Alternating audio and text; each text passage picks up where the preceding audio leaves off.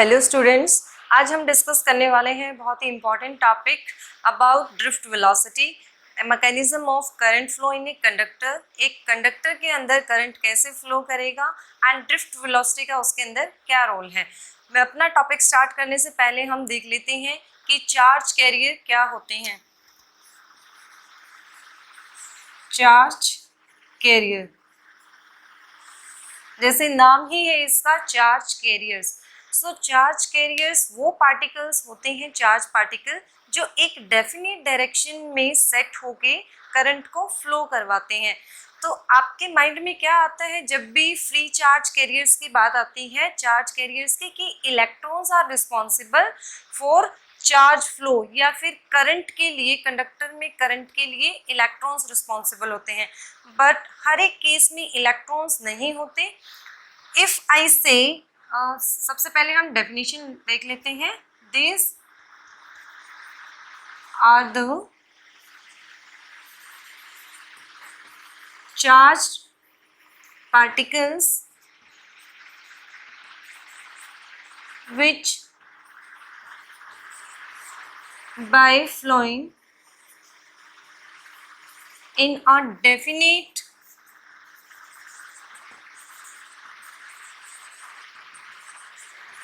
setup current in a conductor or in any medium. So first case, if we talk about conductor or metals, metals and conductors में देखते हैं हम कि charge carriers कौन होते हैं। Yes, of course electrons. जो free electrons होते हैं वो रिस्पॉन्सिबल होते हैं करंट को सेट करने में इन कंडक्टर मेटल्स। आपको पता है कि कोई भी एटम्स हैं उसके अंदर जो लूजली बाउंड इलेक्ट्रॉन्स हैं, they are free to move throughout the lattice and set up current in that conductor. If we take semiconductor, तो सेमीकंडक्टर के अंदर होल्स एंड इलेक्ट्रॉन्स, ये दोनों ही चार्ज कैरियर्स होते हैं।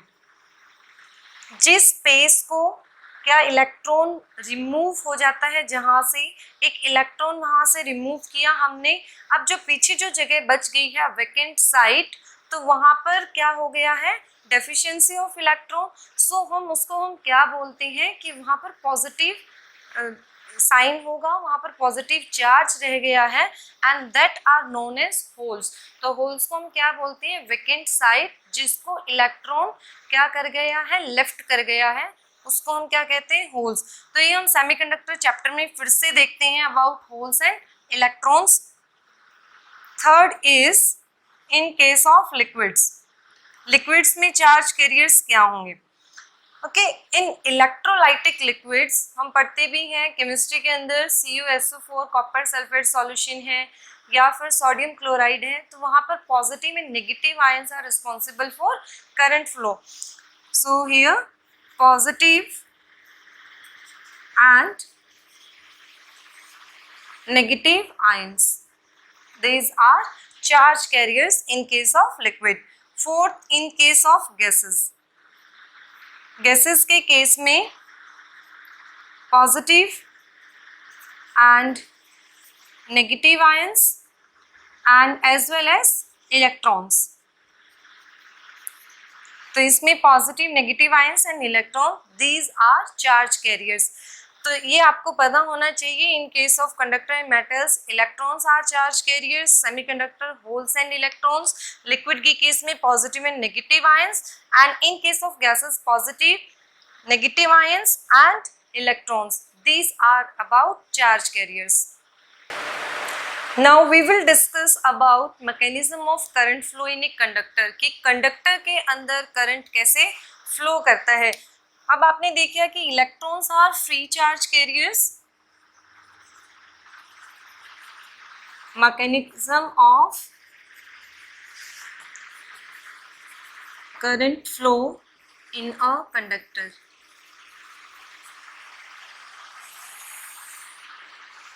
Okay, Here I take a conductor और इस conductor के अंदर क्या है, बहुत सारे इलेक्ट्रॉन्स हैं। तब क्वेश्चन अराइज होता है कि कितने इलेक्ट्रॉन्स हैं। तो अगर हम पर क्यूबिक मीटर देखते हैं तो 10⁻28 पर सेंटीमीटर क्यूब, मतलब 1 सेंटीमीटर क्यूब में 10⁻28 फ्री इलेक्ट्रॉन्स होते हैं। मतलब number of electrons are there in a conductor जो फ्री हैं, और वो ही रिस्पॉन्सिबल होते हैं for conduction in case of metals. तो यहाँ पर ये जो इलेक्ट्रॉन्स हैं इनके पास क्या है, रूम टेम्परेचर पर, at room temperature free electrons are in random motion continuously। ठीक है, इनके पास क्या है, थर्मल स्पीड है, दे हैव थर्मल स्पीड, और ये स्पीड बहुत ज़्यादा होती है, of the order 10⁻⁵ metre per second. It means हम रूम टेम्परेचर पर कंडक्टर के देखते हैं तो वहाँ पर बहुत सारे इलेक्ट्रॉन्स हैं, और उन इलेक्ट्रॉन्स के पास क्या है, thermal speed that is equal to 10⁻⁵ metre per second. Due to this thermal speed जो इलेक्ट्रॉन्स हैं वो रेंडमली क्या करते रहते हैं, मोशन में होते हैं। अगर एक इलेक्ट्रॉन की डायरेक्शन ये होगी, another electron have direction this one, this one, this one and this one. ठीक है, अगर हम एवरेज की बात करें यहाँ पर, क्यों, क्योंकि कोई इलेक्ट्रॉन फास्ट भी चल सकता है, कोई स्लो भी चल सकता है, तो हम क्या लेके चलते हैं यहाँ पर, average thermal velocity, average thermal speed of electrons, that is represented by U, and this U is equal to, say U1 is thermal speed of first electron, then second U2 is thermal speed of second electron, and if I consider there are n number of electrons, if I say there are n number of electrons in a conductor, clear, now divided by this, and this whole give you average thermal speed of electrons। अब देखिए ध्यान से, मान लीजिए इसके अंदर n electrons हैं, उन n इलेक्ट्रॉन्स में सबकी डायरेक्शन कैसे है, रेंडम है। कुछ इलेक्ट्रॉन्स की इस डायरेक्शन में होगी, in one direction, particular direction, and other electrons have direction in opposite direction, so they cancel out each other, because यहाँ पर कोई प्रेफर्ड डायरेक्शन नहीं होगी कि सभी इलेक्ट्रॉन्स एक ही डायरेक्शन में, डेफिनेट डायरेक्शन में फ्लो करते हैं। ड्यू टू थर्मल क्या हो रहा है, हाफ इलेक्ट्रॉन की डायरेक्शन इन वन डायरेक्शन है, and due to this thermal speed other electrons have direction opposite side, so due to this average thermal speed is equal to 0। अब बताइए, thermal speed of electrons की वजह से क्या कोई current setup होगा, no, because यहाँ पर जब पर्टिकुलर डायरेक्शन में चार्ज फ्लो करते हैं तभी हम कहते हैं कि करंट फ्लो हुआ, but in this case no preferred direction of charge carriers, so we can say that due to thermal speed of electron there is no current। ठीक है, अब थर्मल स्पीड की वजह से यहाँ पर कोई करंट सेट नहीं हुआ, फिर हम कैसे कहते हैं कि करंट फ्लो करता है कंडक्टर के अंदर। सो उसके लिए हम एक कंसेप्ट इंट्रोड्यूस करते हैं, दैट इज ड्रिफ्ट स्पीड, कि थर्मल स्पीड की वजह से कोई करंट नहीं आता, लेकिन एक स्पीड और है इलेक्ट्रॉन्स की जो क्या देती है, ऐड होके आपको करंट देती है। Now we will study about drift velocity and relaxation time। वो टर्म आपको पता होनी चाहिए, drift velocity and relaxation time। दोनों ही टर्म्स बहुत ज़्यादा इम्पॉर्टेंट हैं। ड्रिफ्ट वेलोसिटी के बारे में हम देखते हैं। हमने देखा कि जब आपने कोई भी फील्ड अप्लाई नहीं किया, इलेक्ट्रिक फील्ड अप्लाई नहीं किया, then due to thermal speed electrons कैसे थे, रैंडमली थे, and due to their effect, random जो इफेक्ट है उसकी वजह से जो आपकी एवरेज थर्मल स्पीड है वो कितनी आई, 0, और उसने कोई भी करंट आपको नहीं दिया। अब हम क्या करेंगे, ये इलेक्ट्रॉन ऐसे फ्लो कर रहे हैं, ठीक है, हमने यहाँ पर कंडक्टर की एंड्स पर क्या लगाया, इलेक्ट्रिक फील्ड सेटअप किया, ठीक है, यहाँ पर पोटेंशियल डिफरेंस क्या होगा, क्रिएट होगा। Say this is the direction of electric field from positive to negative. अब देखिए क्या होता है कि जो इलेक्ट्रॉन है उसके पास कैसा चार्ज है, यस नेगेटिव चार्ज है, और नेगेटिव चार्ज कैसे फ्लो करता है, from low potential to high potential, या तो आप ये कह सकते हैं, ये हमने चैप्टर 2 में भी डिस्कस किया था कि पॉजिटिव चार्ज कैसे चलता है, high potential to low potential, and negative charge flow from low to high. तो यहाँ पर इलेक्ट्रॉन कैसे चलेंगे, फ्रॉम नेगेटिव टू पॉजिटिव या अपोजिट डायरेक्शन ई की, जो इलेक्ट्रिक फील्ड की डायरेक्शन है उससे अपोजिट चलेंगे। या फिर आप ये भी कह सकते हैं इलेक्ट्रॉन के पास नेगेटिव चार्ज है एंड ये नेगेटिव चार्ज किससे अट्रैक्ट होगा, positive of this, clear. Now this is the direction for electron, electron कैसे चलेंगे, in this direction, in this direction, ठीक है। अब ऐसा क्या हुआ कि जो इलेक्ट्रॉन है वो अपोजिट चलते हैं, तो इसके लिए मैकेनिज्म समझिए। जैसे आपने फील्ड लगाया, हम लिख लेते हैं इनको, in presence of electric field electron experience force. अब कितना फोर्स एक्सपीरियंस करेंगे, that is equal to QE, that is a formula, minus E is charge for electron and E is electric field। तो इनके ऊपर क्या लगना शुरू हो गया, फोर्स लगना शुरू हो गया जैसे ही हमने इलेक्ट्रिक फील्ड अप्लाई किया। अब ये जो फोर्स है इसकी वजह से क्या हो रहे हैं, अपोजिट डायरेक्शन में मूव कर रहे हैं एंड दे एक्वायर एक्सेलरेशन, ठीक है, फोर्स लग रहा है इलेक्ट्रॉन के ऊपर कितना, F, मास कितना है, दे एक्वायर एक्सेलरेशन E, से m is mass of electron, then acceleration की वैल्यू कितनी होगी, E is equal to F by m, and as we know force is minus E by m, so that much acceleration is acquired by the electron when we apply electric field, clear this term, ठीक है। अब एक चीज और देखिए इसमें, पहले हम क्या कहते हैं कि जो इलेक्ट्रॉन्स हैं ड्यू टू थर्मल स्पीड से this electron is moving in this direction, this electron moving in this direction, this in this direction. अब जैसे इसके ऊपर हम इलेक्ट्रिक फील्ड लगाते हैं, इलेक्ट्रिक फील्ड की डायरेक्शन क्या है, ये वाली डायरेक्शन है, फोर्स कैसा लगेगा इसके ऊपर, अपोजिट। अगर ये इलेक्ट्रॉन ऐसे मूव कर रहा था तो अब इसको कैसे मूव होना, इन दिस डायरेक्शन, यस कैसे था, ये ऐसे था, ठीक है। अब इसके ऊपर फोर्स किस डायरेक्शन में, ऐसे लगता है, लेकिन ये कंप्लीटली अपनी डायरेक्शन को अल्टर नहीं करता है। अब ये जो पहले डायरेक्शन थी उससे थोड़ा सा क्या हो जाएगा, ड्रिफ्ट हो जाएगा। अब ड्रिफ्ट को आप हिंदी में समझ सकते हैं खिसकना, मतलब जो उसकी पहले प्लेस है उससे वो थोड़ा सा डिस्प्लेस हो जाएगा। तो ये कैसे डिस्प्लेस होगा, लाइक दिस, लिटिल बिट ये अपनी डायरेक्शन से इधर हो जाएगा। सेम ये इस डायरेक्शन में है, इसको इधर चलना है तो नेट इसकी यहाँ होगी, सेम ये भी क्या हो जाएगा, ड्रिफ्ट हो जाएगा, ठीक है। या फिर आप इसको रिजल्टेंट से समझ सकते हैं, अगर हम वेक्टर में पढ़ते हैं तो दो इसके ऊपर डायरेक्शन है, this one and second of electric field, तो इनका जो रिजल्टेंट होगा वो कहाँ होगा, इन दिस डायरेक्शन बनेगा। तो इसी को हम क्या कहते हैं कि यहाँ पर ड्रिफ्टिंग हो रही है इलेक्ट्रॉन्स की, और वो ड्रिफ्ट किसने करवाया, इलेक्ट्रिक फील्ड ने।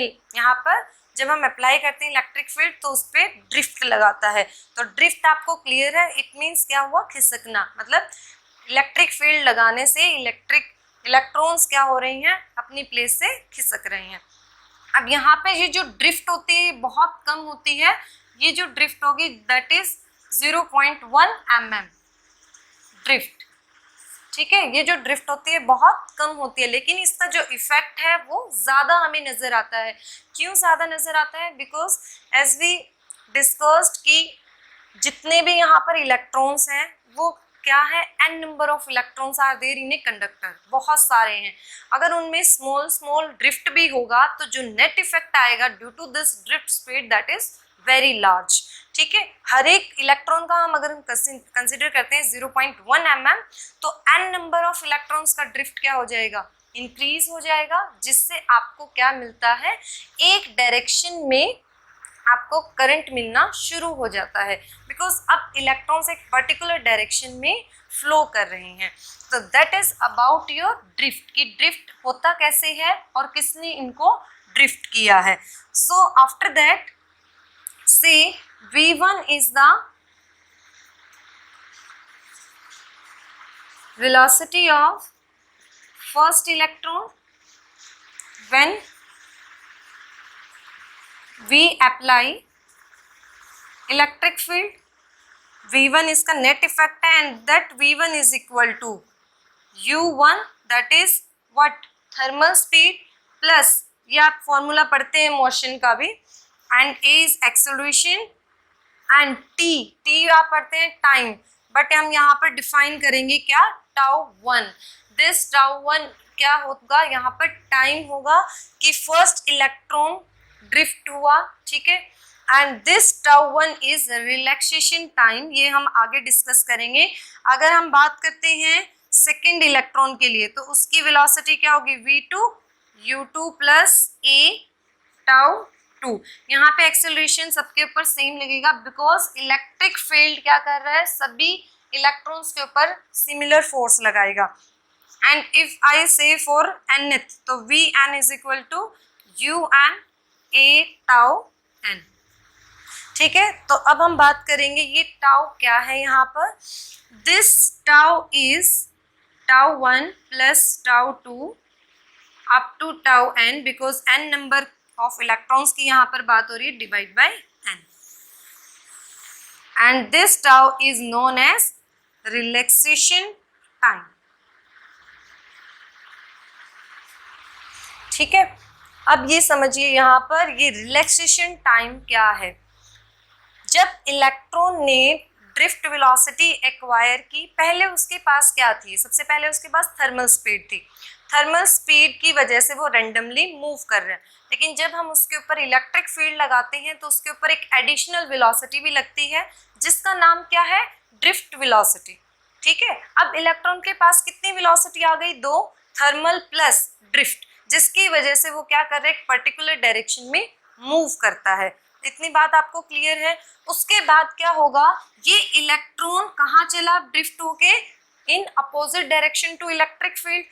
अब यहाँ से लेके यहाँ तक ये फ्री है मूव करने के लिए, लेकिन बीच में क्या मिलेगा उसको, सेकेंड इलेक्ट्रॉन भी मिलेंगे प्लस पॉजिटिव मेटल आयंस भी होंगे जिनके साथ वो कोलाइड करेगा। तो यहाँ से लेके यहाँ तक ये फ्री है चलने के लिए, इसके पास क्या है, 2 स्पीड है। लेकिन जैसे ही ये कोलाइड करता है सेकेंड इलेक्ट्रॉन के साथ या फिर पॉजिटिव मेटल आयंस के साथ, तो ये अपनी एनर्जी क्या कर देगा, लूज कर देगा ड्यू टू कोलिजन। तो जितना टाइम ये फ्रीली चलता है, जब तक ये दूसरे मेटल आयंस या फिर इलेक्ट्रॉन के साथ कोलाइड नहीं करता, उस टाइम को हम क्या बोलते हैं, रिलैक्सेशन टाइम। ये टर्म आपको समझनी बहुत ज़रूरी है, रिलैक्सेशन टाइम, बिकॉज जब भी ड्रिफ्ट की बात आती है ये टर्म वहाँ पर इंक्लूड ज़रूर होगी कि रिलैक्सेशन टाइम से आप क्या समझते हो। अब देखिए कोई इलेक्ट्रॉन है, उसका ड्रिफ्ट यहाँ से होगा। ठीक है, तो इलेक्ट्रॉन्स क्या हैं, रेंडमली डिस्ट्रीब्यूटेड है इनसाइड ए कंडक्टर, तो किसी की स्पीड क्या होगी, कम होगी, किसी इलेक्ट्रॉन की क्या होगी, ज़्यादा होगी। उनका जो कोलाइडिंग टाइम है वो भी क्या होगा, अलग अलग होगा। तो हम यहाँ पर सभी इलेक्ट्रॉन्स का जो टाइम है वो ऐड करके हम डिवाइडेड बाय n करते हैं और हम क्या टर्म निकालते हैं यहाँ पर, एवरेज टाइम। उस एवरेज टाइम को ही हम क्या बोलते हैं, रिलैक्सेशन टाइम बोलते हैं। Okay, now we will define relaxation time tau. The average time that elapse between two successive collisions. कौन सा टाइम है ये? वो एवरेज टाइम है जो किसके बीच में होता है? दो सक्सेसिव कोलिजन. अगर एक इलेक्ट्रॉन यहाँ से चलता है और सेकेंड इलेक्ट्रॉन यहाँ है, तो जब ये यहाँ से चला, इतनी इसने डिस्टेंस ट्रेवल किया विद स्पीड, और जब ये इस पर स्ट्राइक कर जाएगा तो क्या होगा? यहाँ से लेके यहाँ तक का टाइम क्या होगा? इसका रिलैक्सेशन टाइम होगा. जैसे ये कोलाइड करता है हम उसको रिलैक्सेशन टाइम नहीं कहेंगे. तो रिलैक्स का मतलब ये नहीं है कि जब इलेक्ट्रॉन रेस्ट पे है वो टाइम नहीं. इसका मतलब क्या है? वो विदाउट कोलाइडिंग क्या कर रहा है? स्पीड के साथ चल रहा है. वो टाइम हम क्या डिफाइन करते हैं? Relaxation time. And that relaxation time हमने लिखा τ1 + τ2 up to τn divided by n. ठीक है, ये टर्म आपको, इसको लिखिए इक्वेशन सेकेंड. अब हमने वेलोसिटी के बारे में बात की थी, तो v1 velocity is equal to कितना? u1 + a τ1 v2 u2 + a τ2, and if this is for nth, un + a τn. Now these are the velocities acquired by electron when we apply electric field. अब इन सबको सम ले लीजिए, यानी इनका सबका sum क्या कहलाएगा? Average velocity. और this average velocity is known as drift velocity. And drift velocity को आप लिखेंगे v एंड d. ये v d आपको साथ साथ नहीं लिखना है, v है और नीचे आपको d लिखना है. That is the notation for drift velocity, and that is equal to v1 v2 and up to vn. clear? ये एवरेज वेलोसिटी आपने निकाले and this is divided by n. अब आप इन सबको ऐड कर दीजिए. u1 u2 u3 and this is up to un.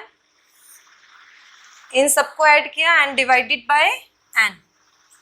acceleration is common and again τ1 + τ2 up to + τn and divided by n. ये आप पढ़ चुके हैं. जो ये एवरेज थर्मल स्पीड है ये किसके इक्वल है? 0 के. That whole equal to 0. ठीक है, आप यहाँ पे ब्रैकेट डाल के लिख सकते हैं कि average thermal speed of all electrons is equal to 0 plus a and this whole term from equation second. हम इस कंप्लीट को क्या नाम दे सकते हैं? Tau. this τn + τ up to τn divided by n. this is equal to relaxation time. तो हमारी final equation क्या आई? vd is equal to a τ. तो कंप्लीट को सॉल्व करने के बाद हमें सिर्फ छोटा सा रिजल्ट मिलता है. this vd is equal to a τ. Further this acceleration हम पहले निकाल चुके हैं. एक्सेलरेशन कितना आया? -e/m and this is τ. Clear? ये एक्सेलरेशन हमने फर्स्ट इक्वेशन डाला था -e/m and this is tau. So this is the expression for drift velocity and this result is very important. आपको ड्रिफ्ट वेलोसिटी डिफाइन करना आना चाहिए. सेकेंड थिंग उसका formula and mechanism आप कैसे इसको एक्सप्लेन करेंगे. ठीक है, अबाउट पहले आप थर्मल स्पीड के बारे में बताएंगे, then acceleration when we apply electric field to a conductor, about drift velocity and relaxation time. यही सभी टर्म्स आपको अच्छे से आनी चाहिए. तो यहाँ से आप देख रहे हैं कि जो Vd है वो किस किस फैक्टर पे डिपेंड करती है. E इज चार्ज, जो हम चार्ज लेते हैं इलेक्ट्रॉन का.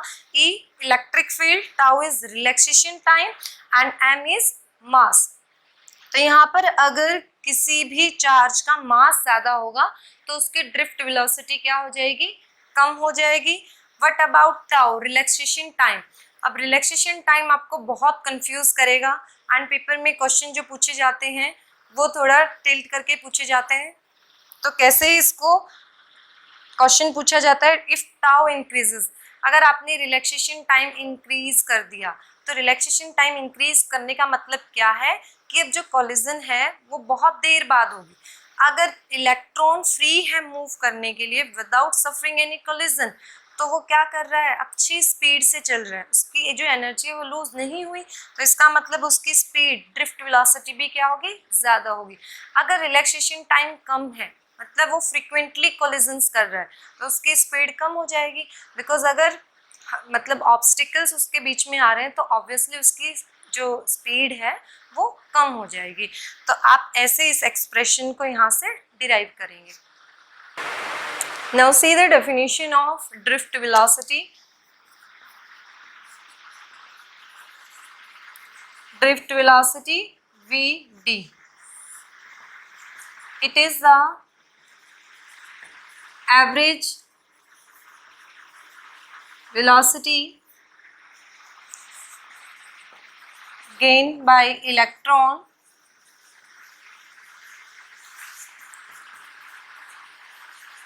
opposite to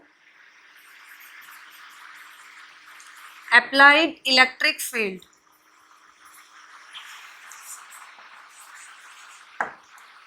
And formula is minus E and tau. This minus sign indicates that drift velocity कैसी होगी, अपोजिट होगी टू अप्लाइड इलेक्ट्रिक फील्ड। अगर हम पॉजिटिव के लिए बात करेंगे तो यहाँ पर हम प्लस ई लिखेंगे, अगर हम पॉजिटिव चार्ज की बात करें। अगर हम इलेक्ट्रॉन के लिए लिखेंगे तो यहाँ पर चार्ज आप लिखेंगे minus E. Now factors on which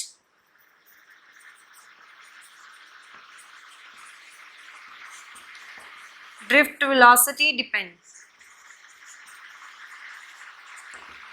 first factor charge, ठीक है, charge of carrier. Second thing applied electric field, अगर आप इलेक्ट्रिक फील्ड की वैल्यू हाई रखोगे तो VDB क्या होगा, इंक्रीज होगा। Third is relaxation time,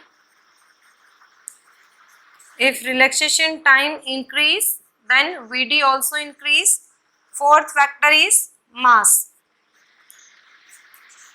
if mass is small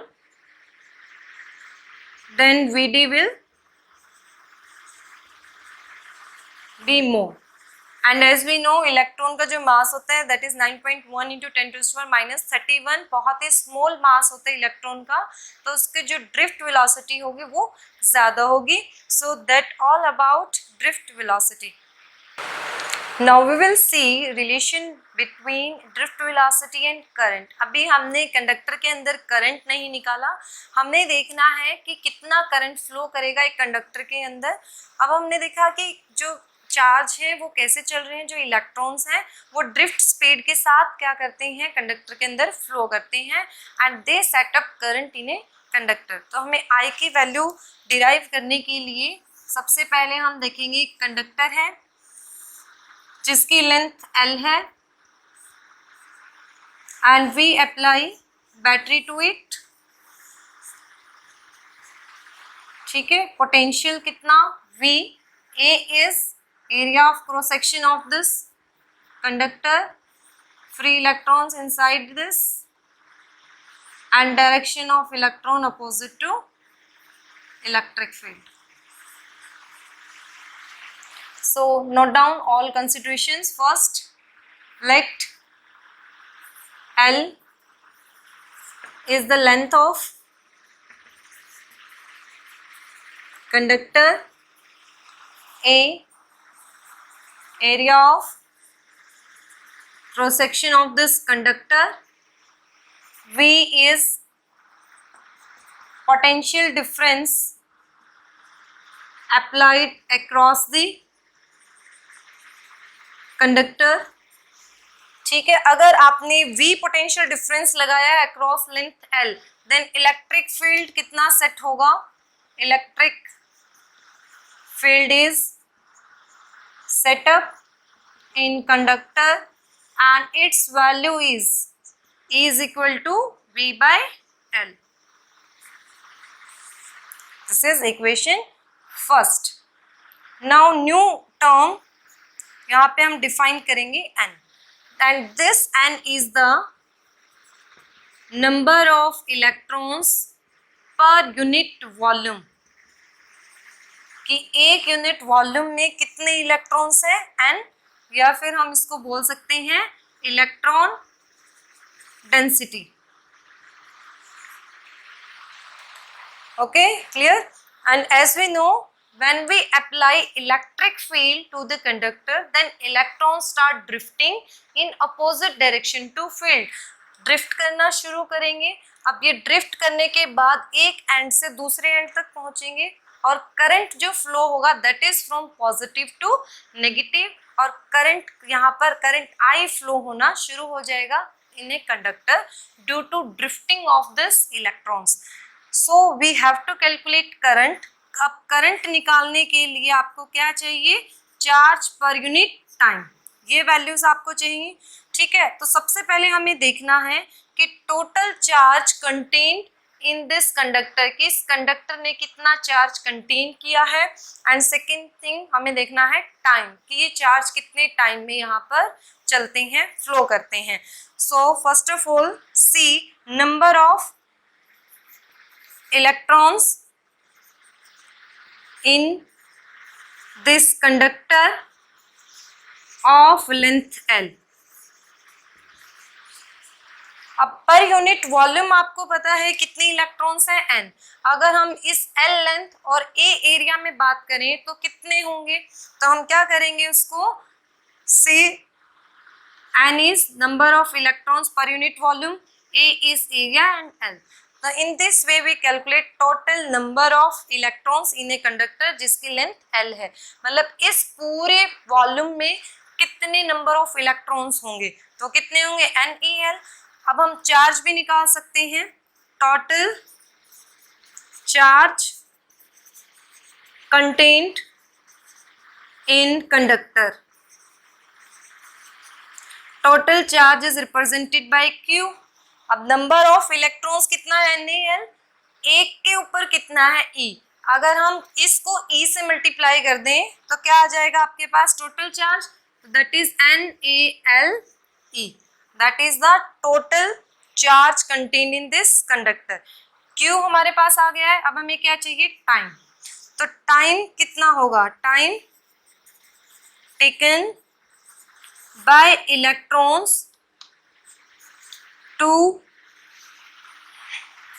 cover length L. ठीक है, तो this time is equal to, अब जो टाइम है वो आप कैसे कैलकुलेट करेंगे. देखिए जो इलेक्ट्रॉन यहाँ पर है, इस एंड पर हैं, तो यहाँ से वो चलेंगे ड्रिफ्ट होकर कहाँ पहुंचेंगे, इस एंड पर, तभी आपका करंट फ्लो होना शुरू होगा. तो नंबर ऑफ इलेक्ट्रॉन जितने इस एंड से चलेंगे और इस एंड तक पहुंचेंगे, हम उन सबको काउंट करेंगे.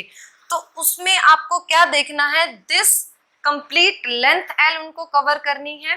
क्लियर. और किस वेलोसिटी के साथ कवर करते हैं, ड्रिफ्ट के साथ करते हैं, क्योंकि थर्मल स्पीड उनको क्या नहीं होने देती, आगे नहीं चलने देती. तो ड्रिफ्ट वेलोसिटी की हेल्प से क्या होंगे, from one end of conductor to another end जाएंगे. तो टाइम क्या होता है, डिस्टेंस बाय स्पीड. तो कितना डिस्टेंस उनको कवर करना है, L.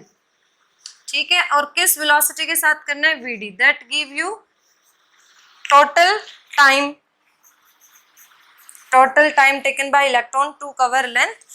तो यहाँ पर Q भी आ गया है, T भी आ गया है. सब्स्टिट्यूट करिए इसमें and find out the current. Yes, now value of current I is equal to Q upon T and charge is NaLE and time is L by Vd. This L cancel out and result is NaEVd.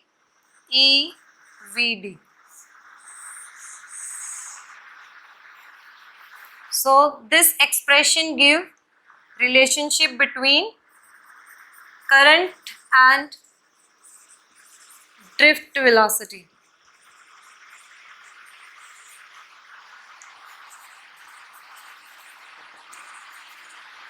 Relation between current and drift velocity. बहुत बार ये expression exam में पूछा जाता है कि derive relationship between current and drift velocity. Now current depends on what factors? N is electron density. अगर conductor के अंदर n ज्यादा होंगे, number of electrons per unit volume ज्यादा होंगे, तो करंट की वैल्यू भी क्या होगी? ज्यादा होगी। A is area. Obviously area अगर ज्यादा है तो नंबर ऑफ इलेक्ट्रॉन जो क्रॉस करेंगे उस एरिया को वो भी ज्यादा होंगे and give more current. E is charge on this carriers and VD is drift velocity. जितना ड्रिफ्ट वेलोसिटी ज्यादा होगी उतना ही करंट भी क्या होगा? ज्यादा होगा। सो दिस इज द रिलेशन। एक और टर्म यहाँ पर हम रिलेट करते हैं, that is mobility, and this mobility is represented by mu. Mobility is what? मतलब movement of charge carrier। अगर मैं 3 सैंपल लेती हूँ, 1 of conductor, 2nd of semiconductor and 3rd अगर मैं रबर की बात करती हूँ, तो इसमें जो चार्ज कैरियर की मूवमेंट है वो किस स्पीड से है? तो मैंने क्या किया, तीनों सैंपल के ऊपर एक यूनिट इलेक्ट्रिक फील्ड लगाया एंड देन चेक किया कि किसमें चार्ज कैरियर ज़्यादा मूव करते हैं। तो उस पैरामीटर को हम क्या बोलते हैं? मोबिलिटी बोलते हैं। तो मोबिलिटी को हम कैसे डिफाइन करेंगे? It is defined as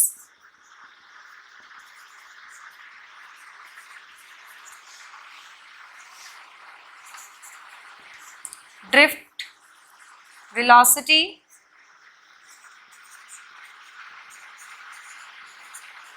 acquired by charge carrier when a unit electric field is applied। कि चार्ज कैरियर कितनी ड्रिफ्ट वेलोसिटी एक्वायर करते हैं जब एक यूनिट इलेक्ट्रिक फील्ड उनके ऊपर अप्लाई किया। Mathematically mu is V D upon E, ठीक है, that is the drift velocity, कितनी स्पीड उन्होंने एक्वायर की जब आपने उनके ऊपर यूनिट करंट अप्लाई किया। Second formula V D is equal to, V D किसके इक्वल है? अभी हमने पढ़ा था V D is equal to E M, this is tau. अगर हम बात करते हैं किसके लिए? इलेक्ट्रॉन के लिए, तो आप माइनस साइन यूज करते हैं। अगर हम पॉजिटिव की बात करेंगे तो आप प्लस ई की बात करेंगे। तो this is equal to E tau upon M, ठीक है। And again here E, this E and this E cancel out and mu is equal to E tau by M. If I write mobility for holes, अगर हम holes के लिए बात करते हैं, holes का कैसे साइन होता है? पॉजिटिव, तो उसके लिए आप लिखेंगे E tau and this M, and if for holes then write down here H, this is also E H, and for electron mu E and this is E electron के लिए tau and E M H. So this is for electrons. Notation अगर आप holes के लिए देखते हैं तो आप एच लिखेंगे, अगर आप इलेक्ट्रॉन की बात करते हैं तो यहाँ पर ई आप लिखेंगे। तो अब यहाँ से देखिए जो मोबिलिटी है that is inversely proportional to M. Mobility किस पे डिपेंड करती है? Tau relaxation time, E charge पर, and inversely proportional to mass. अगर मास ज्यादा है तो क्या होगा? जो मोमेंट है चार्ज कैरियर की वो स्लो होगी। इन केस ऑफ होल्स, होल्स क्या होते हैं? हैवी होते हैं इन कंपैरिजन टू इलेक्ट्रॉन्स। तो ड्यू टू देयर मैसिव मास उनकी मोबिलिटी कम होगी एंड इलेक्ट्रॉन की जो मोबिलिटी है वो ज्यादा होती है। तो इसलिए हम बोलते हैं electrons are mobile charge carriers. और in this case we see कि कंडक्टर के अंदर कौन मूव करते हैं? पॉजिटिव होल्स मूव करते हैं या फिर electrons? Yes, electrons are responsible for conduction and they setup current in a definite direction, और हमें क्या मिलता है? करंट मिलता है। तो यहाँ पर आज हमने बात की अबाउट मैकेनिज्म के कंडक्टर के अंदर कैसे करंट फ्लो करता है, उसमें ड्रिफ्ट वेलोसिटी एंड रिलैक्सेशन का क्या रोल होगा, and what is the relationship between current and drift velocity. All these formulas are very important. Next video में हम डिस्कस करेंगे अबाउट ओम्स लॉ, और वो भी एक बहुत इंपॉर्टेंट लॉ है, and about all cases of Ohm's law, resistance and about resistivity. Thank you.